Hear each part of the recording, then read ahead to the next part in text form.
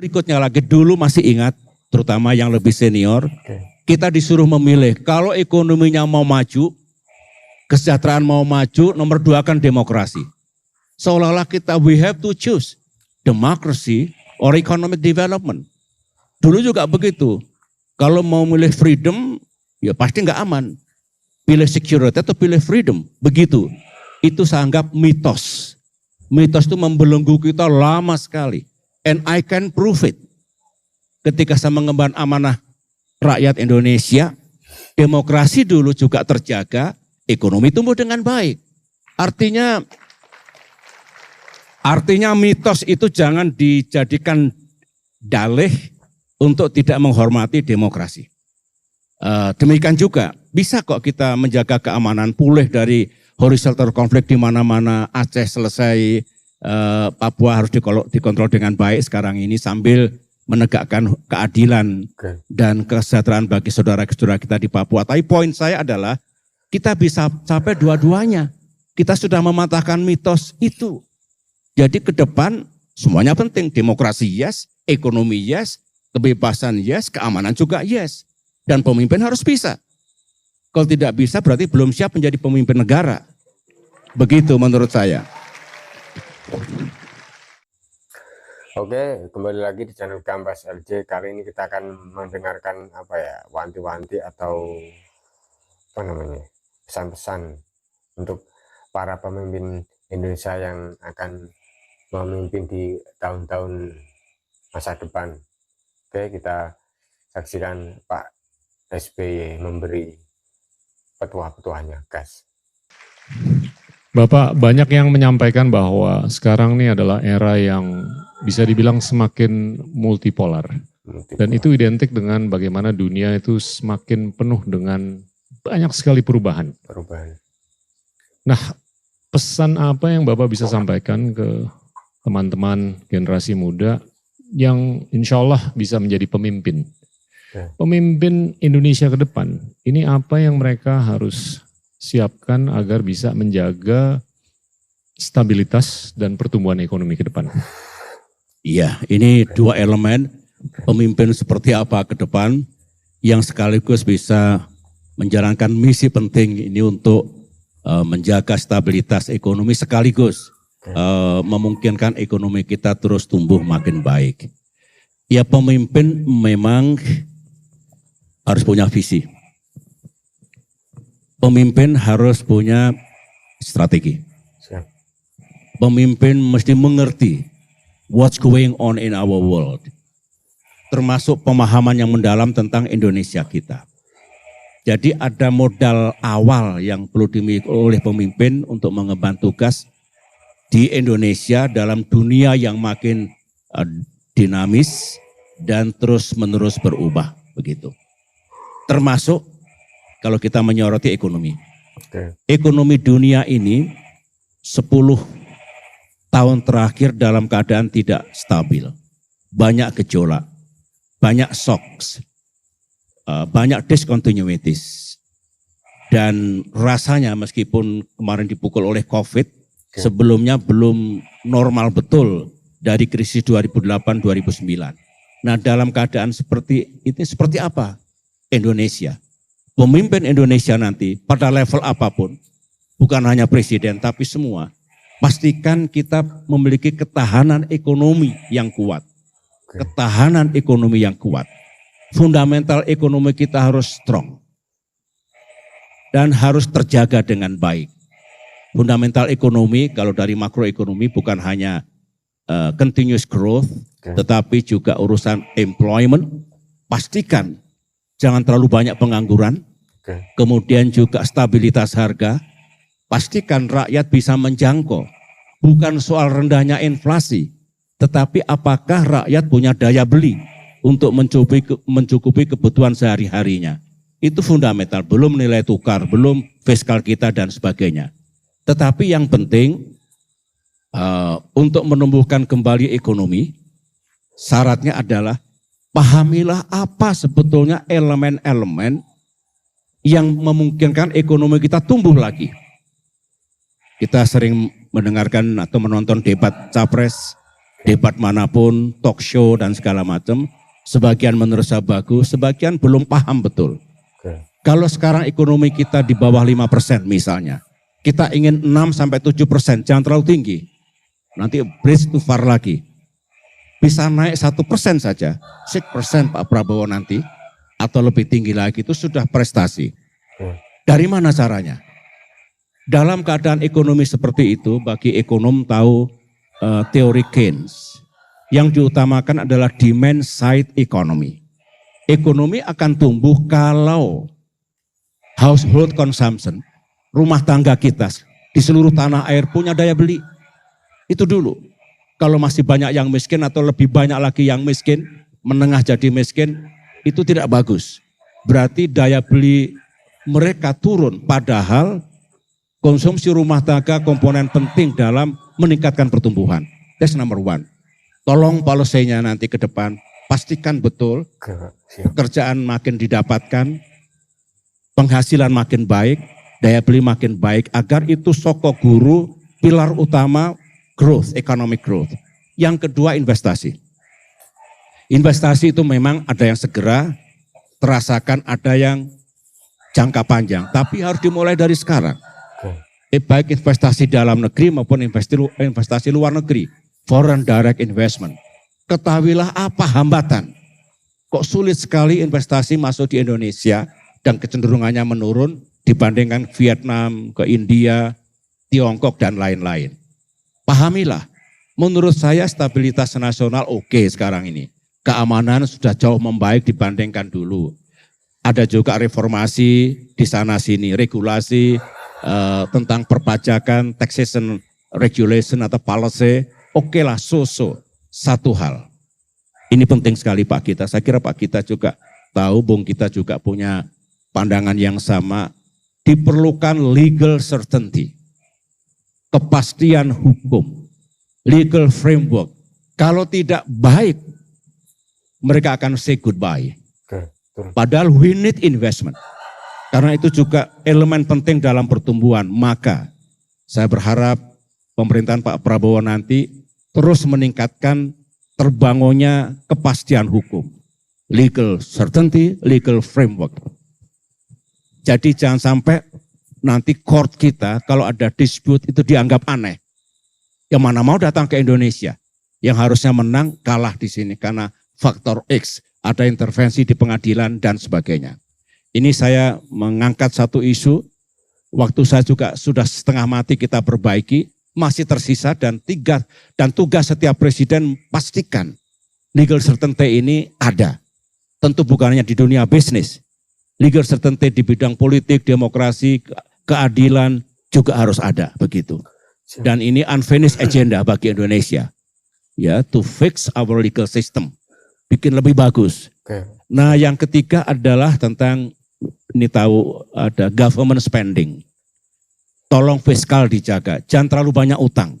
Dulu sudah kita turunkan, jangan dinaikkan lagi. Supaya ruang fiskalnya cukup, kalau cukup, agenda yang diinginkan dapat diwujudkan. Kalau tidak dari mana, uangnya tidak ada. Pikirannya bagus, sasarannya bagus, agendanya banyak, but we have no money. Oleh karena itu kelola betul fiskal dengan baik. Government spending matters. Bahkan government spending yang bagus itu bisa menciptakan lapangan kerja baru. Ada connection antara policy dengan job creation. Itu juga penting. Last but not least sebetulnya adalah selisih ekspor dan import kita. Itu perlu dijaga. Pandailah mengenali pasar. Apa competitive advantage kita. Kalau bersaing dengan Vietnam, India, China, bagaimana kita. Kalah atau tidak, kalau masih kurang apa yang perlu kita tingkatkan, itu juga penting. Itulah for me Pak Bung Gita, 1, 2, 3, 4, 5 tahun ke depan itulah yang perlu digenjot.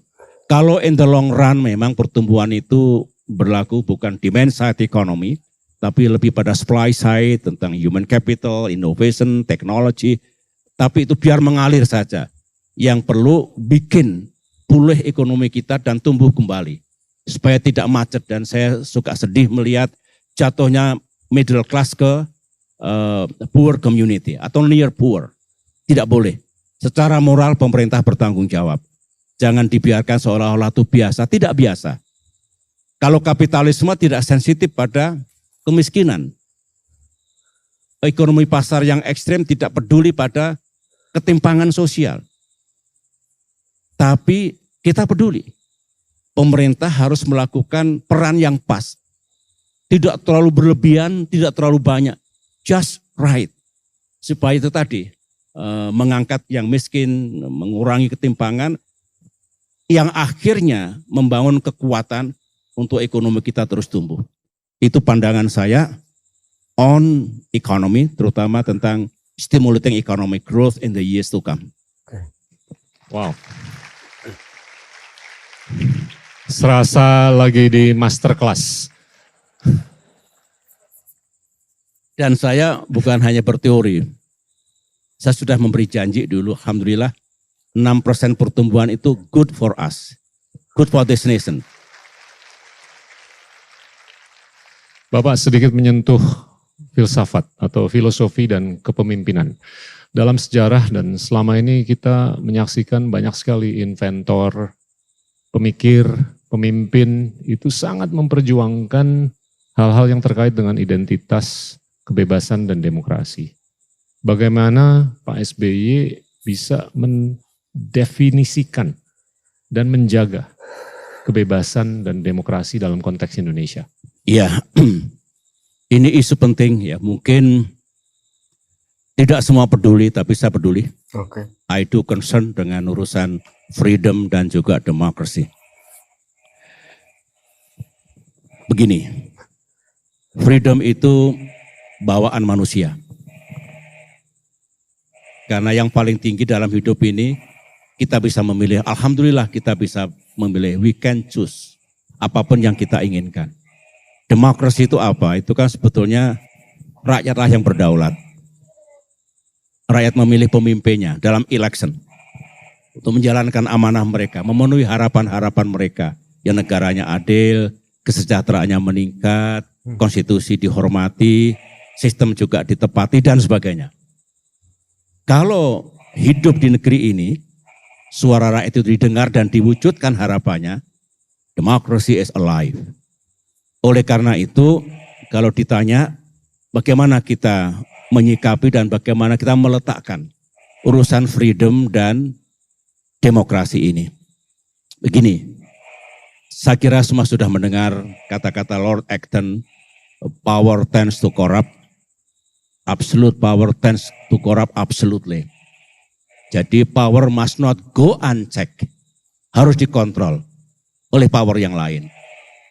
Dulu saya presiden dikontrol habis. Semua mengontrol DPR, DPD, MPR, lembaga-lembaga negara, civil society, NGO, termasuk masyarakat luas. Sehingga sepertinya siang malam dikontrol, dikritik dan sebagainya. It is good. Karena saya tidak tergoda untuk menyalahgunakan kekuasaan. Artinya there is control. Itu penting. Tetapi kebebasan yang kelewat batas, yang cross the line juga tidak bagus. Liberty to can corrupt. Absolute liberty can corrupt absolutely. Nah caranya bukan dengan represi, bukan dengan diciduk, bukan begitu. Tapi diingatkan masyarakat, gunakan your freedom based on our rule of law. Ada batasnya dan itu tidak ada masalah. Artinya bisa disampaikan kepada masyarakat dengan baik-baik. Jadi kembali kepada democracy and freedom itu menurut saya ini menjadi kewajiban utama pemerintah. Sahabat saya Barack Obama mengatakan, in order democracy to prevail, itu we have to fight for. Harus dijaga. Indonesia harus dijaga oleh bangsa ini, oleh kita semua. Baru demokrasi kita hidup. Nah oleh karena itu, menurut saya, ke depan, jaga bersama-sama. Saya punya keyakinan, kalau semua patuh pada nilai-nilai demokrasi, pada konstitusi, negara kita akan terus berada on the right track untuk membangun dirinya menuju masa depan. Yang berikutnya lagi, dulu masih ingat, terutama yang lebih senior, kita disuruh memilih, kalau ekonominya mau maju, kesejahteraan mau maju, nomor 2 kan demokrasi. Seolah-olah we have to choose democracy or economic development. Dulu juga begitu. Kalau mau milih freedom, ya pasti nggak aman. Pilih security atau pilih freedom. Begitu. Itu saya anggap mitos. Mitos itu membelenggu kita lama sekali. And I can prove it. Ketika saya mengemban amanah rakyat Indonesia, demokrasi dulu juga terjaga, ekonomi tumbuh dengan baik. Artinya mitos itu jangan dijadikan dalih untuk tidak menghormati demokrasi. Demikian juga bisa kok kita menjaga keamanan, pulih dari horizontal konflik di mana-mana. Aceh selesai, Papua harus dikontrol dengan baik sekarang ini sambil menegakkan keadilan dan kesejahteraan bagi saudara-saudara kita di Papua. Tapi poin saya adalah kita bisa capai dua-duanya. Kita sudah mematahkan mitos itu. Jadi ke depan semuanya penting. Demokrasi yes, ekonomi yes, kebebasan yes, keamanan juga yes. Dan pemimpin harus bisa. Kalau tidak bisa berarti belum siap menjadi pemimpin negara. Begitu menurut saya. Oke, alhamdulillahirrahmanirrahim, itu yang disampaikan Pak SBY atau Pak Bambang Susilo Yudhoyono. Ini sebagai pelajaran kita sebagai anak-anak muda untuk yang akan melanjutkan kepemimpinan di Indonesia. Itu yang sebagai kita semangat untuk terus belajar, dan juga ada pesan-pesan untuk Pak Prabowo yang akan memimpin 2024 sampai 2029 guys. Ini menyampaikan bahwa ekonomi kalau sampai tumbuh 1 atau lebih itu sudah good, sudah bagus. Untuk memimpin Indonesia itu harus mensejahterakan atau memajukan ekonomi salah satunya guys. Oke, simak saja fullnya. Oke, semoga ini bisa mengedukasi masyarakat Indonesia dan juga Nahdlatul Ulama juga semakin oke, Indonesia semakin maju. Oke, wassalamualaikum warahmatullahi wabarakatuh.